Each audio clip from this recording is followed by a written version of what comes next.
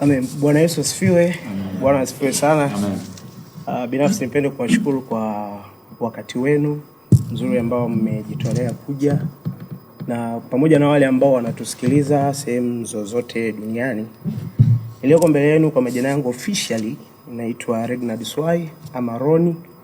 Ni mwalimu msaidizi Neema Gospel Choir, lakini ni mjumbe katika technical team chini ya technical director Mr. Fredrick Masanja kama mwalimu mkuu. Bwana Yesu asifiwe.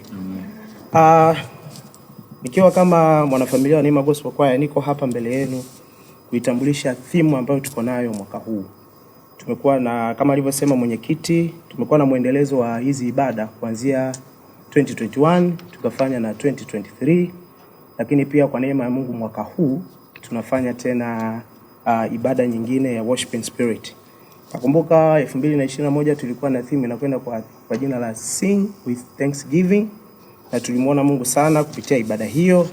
Lakini Mungu akatupa nafasi tena mwaka 2023 tukiwa na theme inayosema Victorious Journey, na ilikuwa kweli ni safari ya ushindi. Katika yote tuliyopita tulimuona Mungu na ibada ilifanikiwa sana.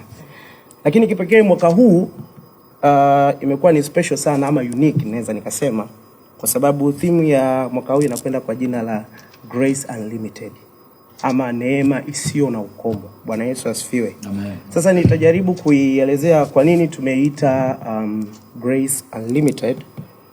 Na tukisema Grace Unlimited, hii ninaweza nikasema ni declaration of God's unending favor, ama ni kibali ama neema na rehema za Mungu zisizo na ukomo juu ya maisha ya wanadamu. Bwana Yesu asifiwe. Nikiongelea kwa upande wa Neema Gospel Choir, we have seen God akitutoa katika level moja kwenda kwenye level nyingine, na wala si kwa nguvu zetu wala akili zetu. Ndio tunaita Grace Unlimited ama neema isiyo na ukomo.